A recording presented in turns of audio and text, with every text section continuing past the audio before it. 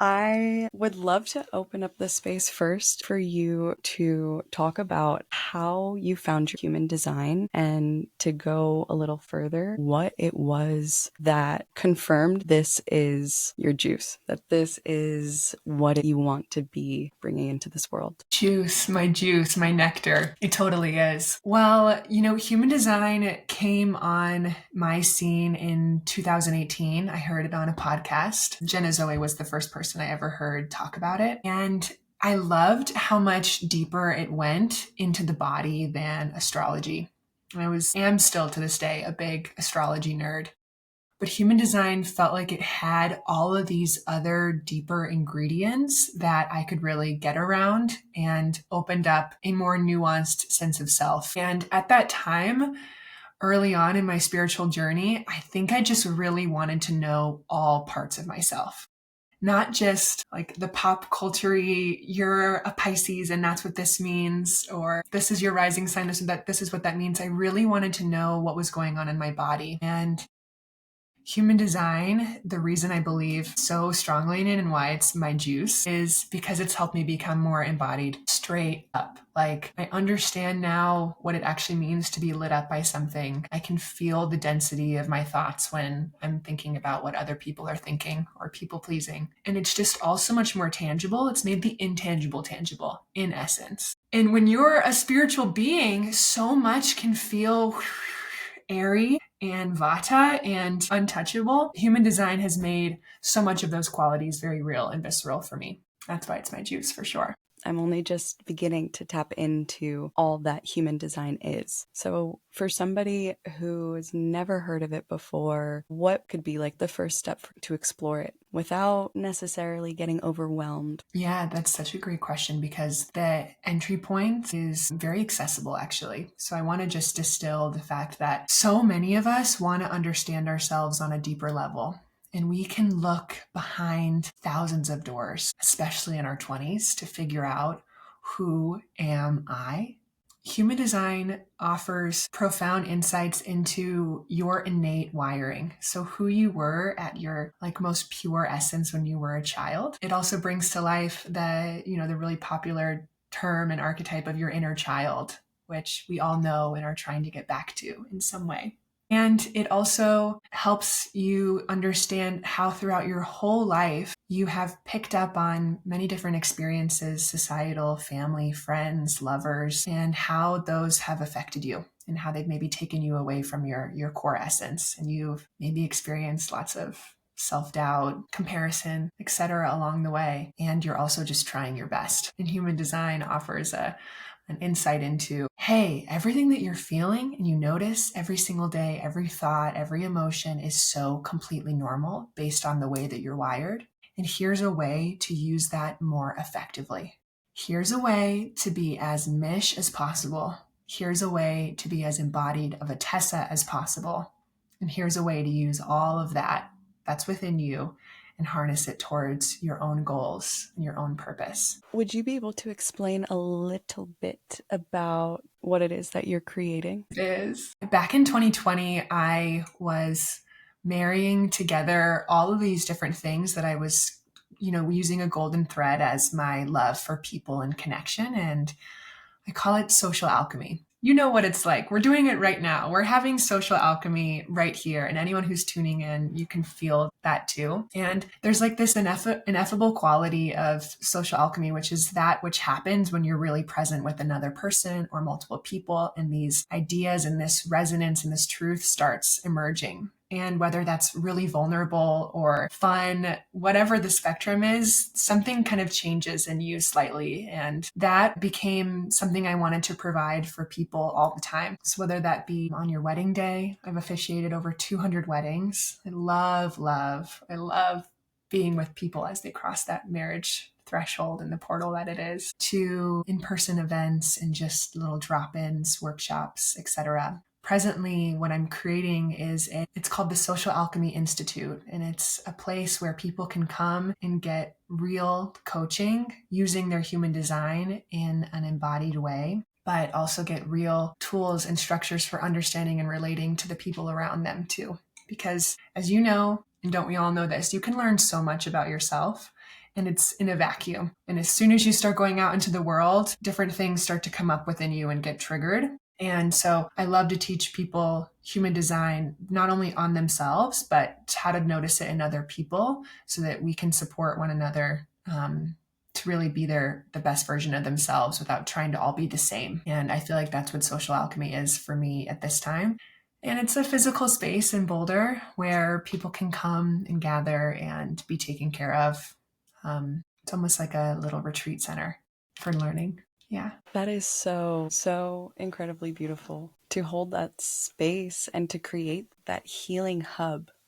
And for those who work with human design, to be able to learn deeper about who you are and innate factors that you feel that you know are the truest essence of yourself that you may have lost along the way or have become a little disconnected from these pieces. It's that human design, my interpretation, is that access point where you truly are able to see those puzzle pieces literally come to life of not only yourself and who you are, but then expanding that outwardly and seeing where you plug into and how you can best support yourself in being human, literally. Literally, it's so validating because it gives language to things you have felt but could never quite explain. Why do I feel others this way? Why do they feel me in this way? What are we picking up on when we're with our loved ones and out in the world? And this system gives language to that is really complex, but I like to make it digestible. And you totally nailed it in that when you get a human design reading or you're working on it, to ingrain it into your life, you feel so validated. Yes, my way is okay. I am enough. I'm not crazy. This is actually how this works. And yet there's still room for me to grow. So it's not a dead end. It's not like once you learn this, you're complete and you're a mastered being. But really, it gives you a pathway back to self. And that's always, always emerging. Pathway back to self. Yeah, 110%. As I've been going through and making notes from our session, just am so, so grateful for the fact that human design is, I think at first I thought it was so confusing, and the way that you lay it out and explain it to understand and to digest it with not only pieces that are highlighting where I excel and where I might have some obstacles, but also the pieces that are how do I want to say this? Resources and different tools and tips to help yourself in those moments you find yourself in frustration, in those moments where you are not your true self and your authentic self. So for that, it's game changing. It's life changing. It's life changing. Yeah, because it takes this pressure off of you to figure out what authenticity looks like for you and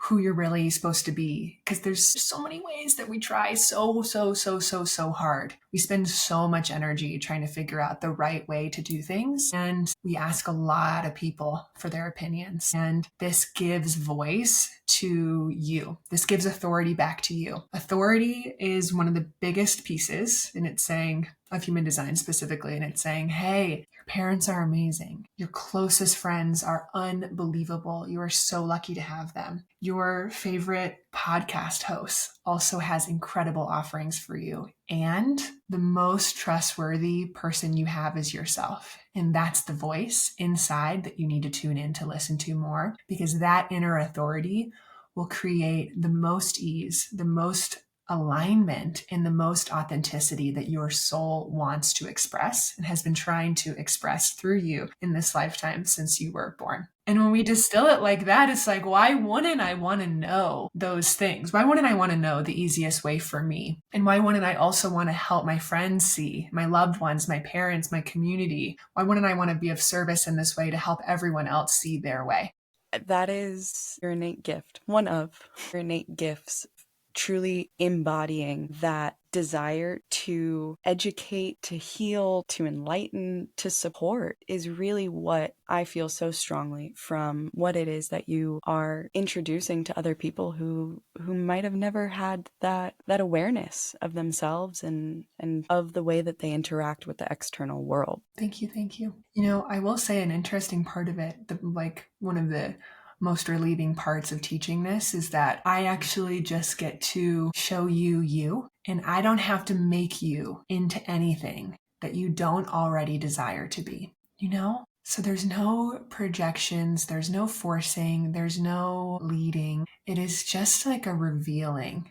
It's like, hey, you know that inner authority, yours is in your sacral, Mish, that gut sense. You were immediately speaking to it before I even told you that was where everything should be stemming from for you. And I'm not kidding you. That is always the case. I'll hop on with somebody for a session and they will immediately be unconsciously to them speaking to that voice that they have. And then when you double click on that and say, that's the right voice, that's the right voice, that's the right voice, sometimes someone has never heard that before, never known that was the voice to listen to, and that when you listen to it regularly, daily, with every decision, you get access to all of the stuff you write about, dream about, journal about, speak about, pray for. So that's just how you open the floodgates and become, extraordinarily magnetic and aligned with yourself.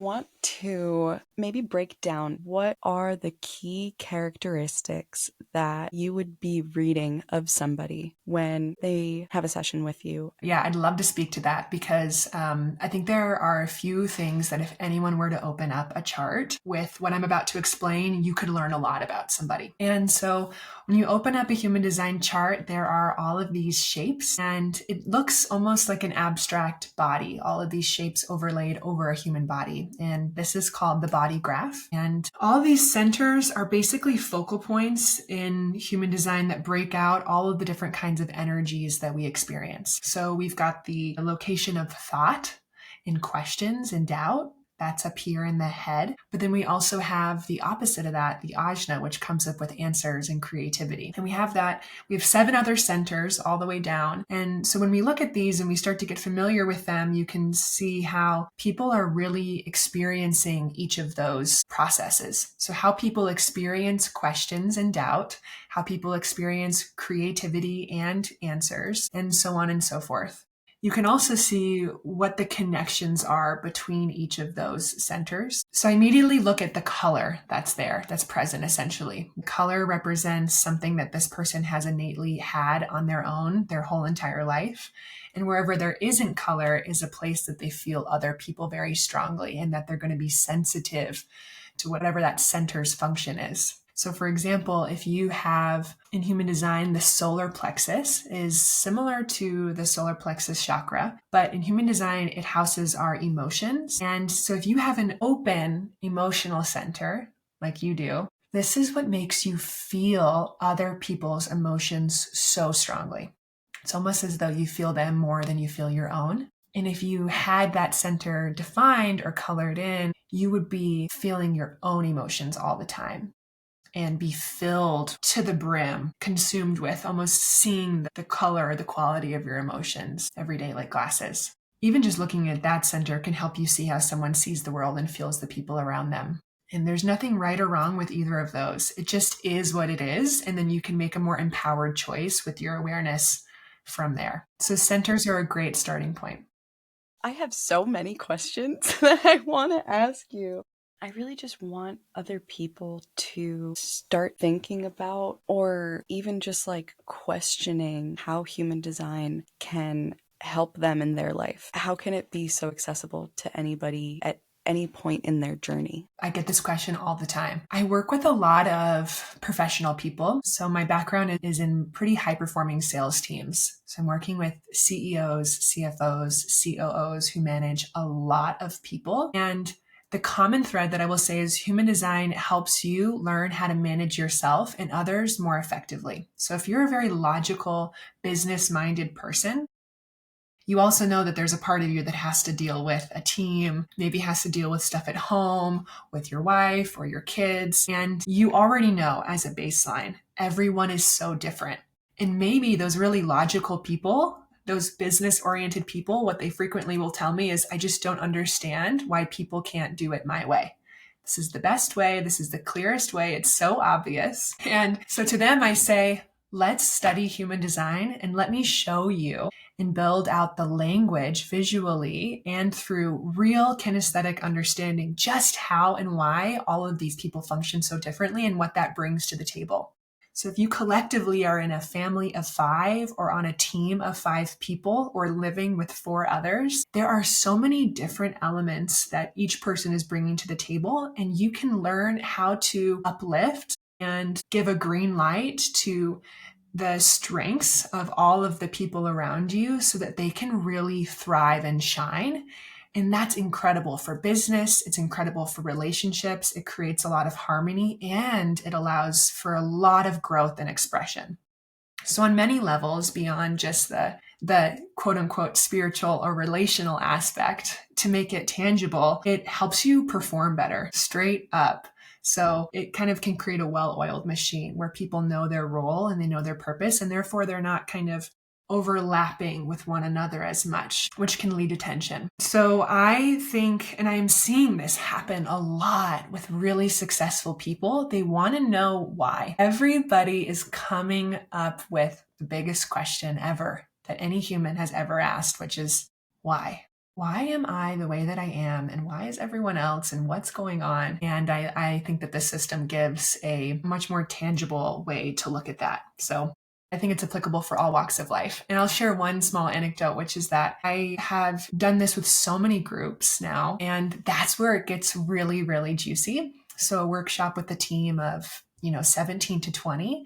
And the crowd is wild because everyone starts to say, you are that way. Like, you are always asking me questions like that. And you definitely have the gate of logic, like, no doubt about it. Or you are the most empathetic person I've ever met in my life. This makes so much sense. So all of a sudden you have a chorus of, 10 to 15 team members who are also seeing you on a deeper level. And that allows you to say, okay, so I'm not crazy for being the way that I am, but really I'm allowed to be even more of that because I'm bringing my unique thing to the table. I don't have to be like anybody else to be successful, to be loved. So it's really, really, it's so fulfilling for me. And I know you can feel that. I just get lit up talking about it and sharing it with all different walks of life.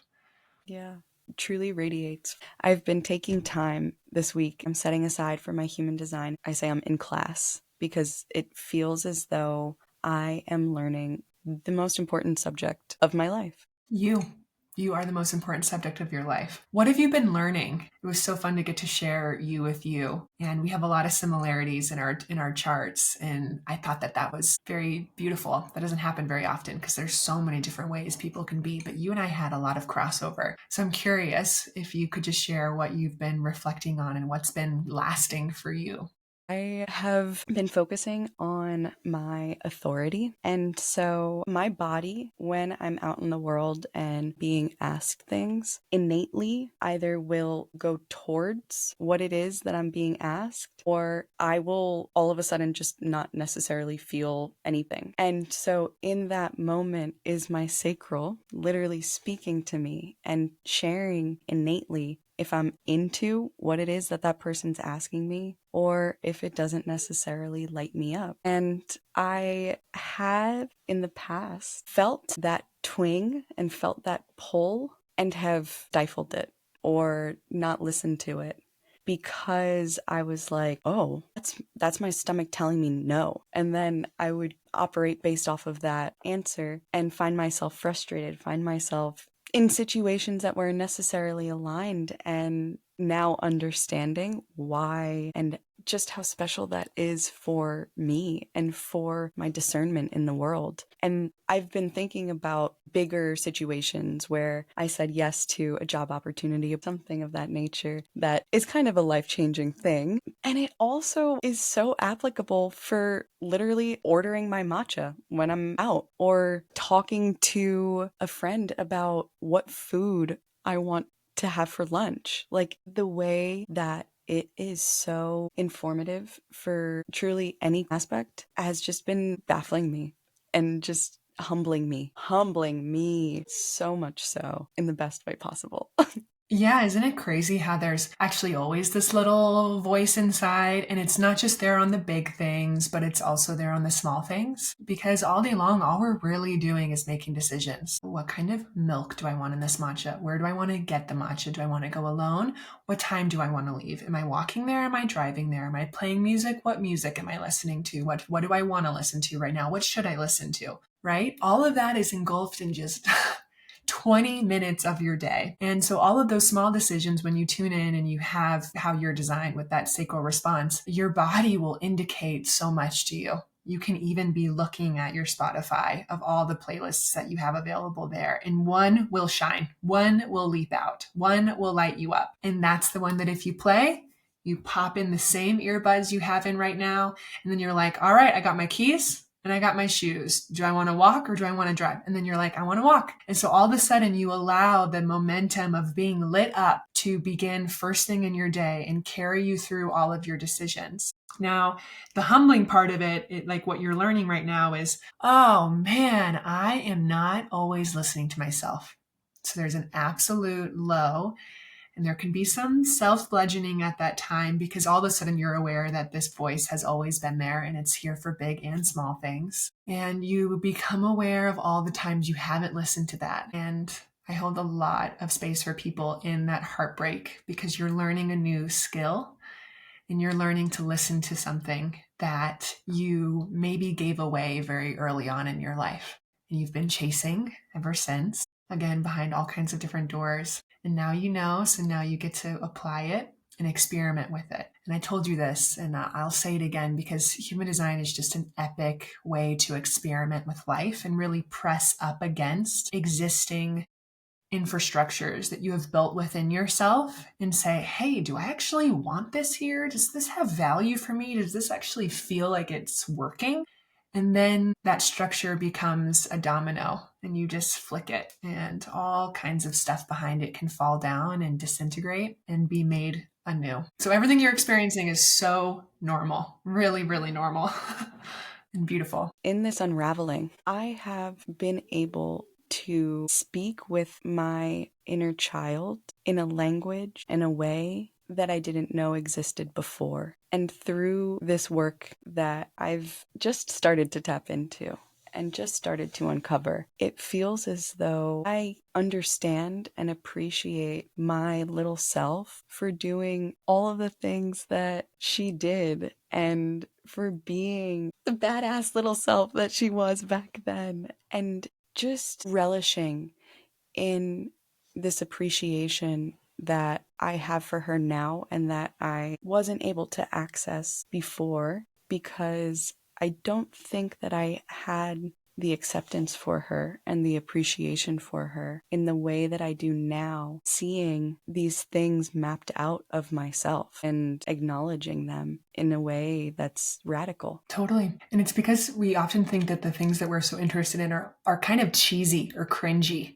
Who wouldn't want to be lit up? Well, life is hard. In life, there's a lot more things that are more important than being lit up. And there are sacrifices that have to be made and there are things that have to be done. And you can't just be lit up all the time. Mish, says the inner critic, says the voice, says the things picked up from society. And then in comes human design. And I get to say to you, your whole work is being lit up. Your whole work is being with the challenges of your life, of this society, of the horrible things that go on in the collective in the world, and finding your own ways to be lit up still. And you can be lit up by action. You can be lit up by conversation. You can be lit up by change, and you can really do the work in yourself. But, something that I think is also so common, especially for someone who's wired the way you are wired, is to have this question of, well, why do I even care about this stuff? Why do I even care about having conversations like this with people? I'm only 25. Shouldn't I be out doing 25-year-old things? And then you zoom out and you're like, God, I've been this way since I was a kid. I've cared about people since I was small. I've been the translator and the empath for the people around me since I was little. And it's been an innate gift you've had. It's all over your chart that you've been able to do this your entire life. And newsflash, it's not going anywhere. And so you just get to become and become and become and allow and allow and allow it all the time. And there's all those like blocks and whispers and shadows that come up. You learn to allow yourself to be interested in the things you're interested in without logic or reason, but simply because it is. And so it is, right? And so it is. Oh, I love. Yeah. Yeah. And it's not the matter of feeling remorse for the last 25 years of not operating in this way, but it's an invitation to experiment. It's your invitation to experiment. It gives you such a spark for what you already have inside of yourself. And it reminds you, hey, you are here with all of these gifts, with these different ways to interpret what happens around you and interact with those around you. And this is one of the ways that you can really experience the world from an open heart and an empowered open heart. Whether we like to admit it or not, we all have doubt, self-doubt. And before you make a decision, all of that doubt is there. And for me, this has quieted a lot of the doubts that I had for the longest time. A lot of the things that I was trying to change about myself, trying to dim, trying to find in other people, I just allow myself to bring to the table fully. And because I allow myself to bring into the table fully, I also allow everyone else to bring themselves to the table fully. And so whoever is across from me, I can listen for what their inner authority is, and encourage that in them, which is really common with us and our friends. We might say, well, what does your gut say? And someone else might say, what's your highest self saying? What does your heart say? Right? But when you know someone's human design, you can say, girl, what's the intuition? Because that's your inner authority. Mine is my gut, but I want to hear what your intuition says. And then you've got a person bringing really strong intuition to the table. What a blessing. You've got someone who's got a fiery gut that's either expanding or contracting around all things at the table. You've got someone who has a beautiful logic at the table and an unbelievable environmental attunement at the table. And then someone who brings such emotional power, they're an emotional powerhouse to the table, and on and on and on. And then we don't have to be the same.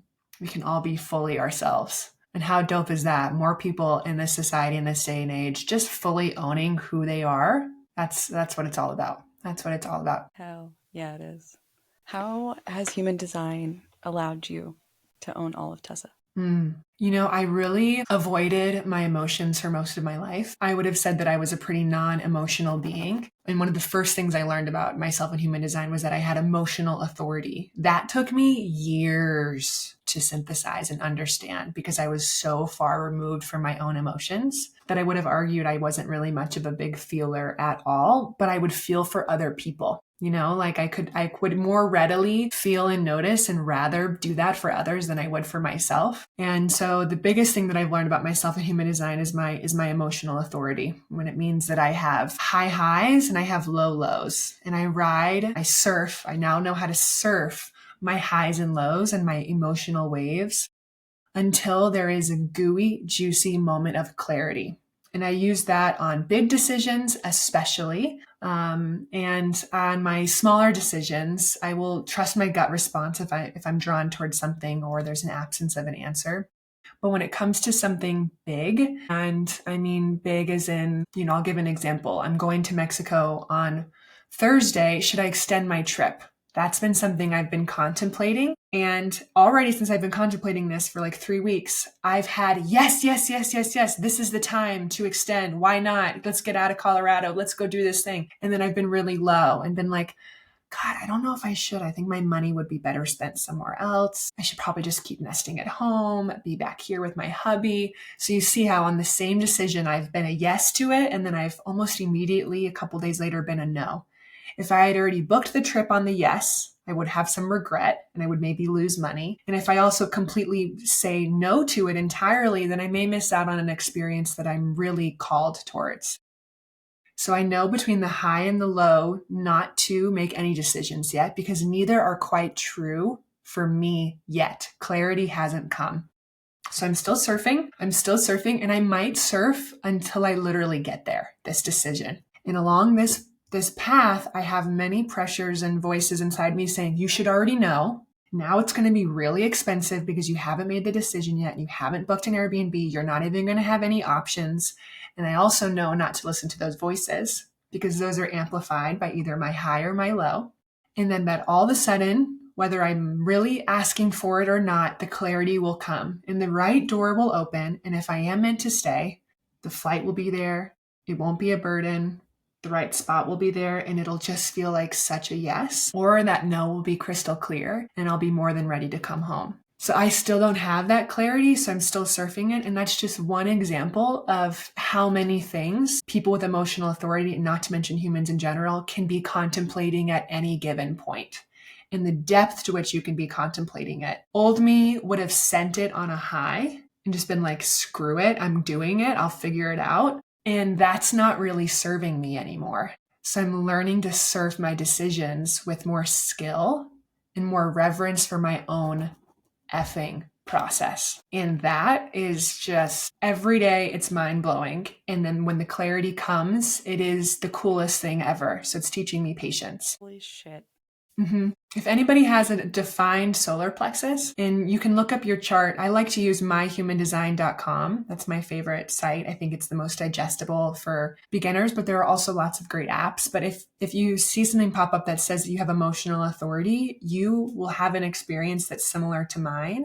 And there are many different kinds of emotional waves that we could dive into in a reading of some sort to really understand your own unique process, but we each have a unique decision-making process. And to know how to make and harness your own unique decision-making process makes life so much smoother. I'm not kidding you. It's like really game-changing. Truly. I want to know, how has human design been able to quiet the voice of fear for you? Okay, so if I really zoom out when I answer that question, I have fear.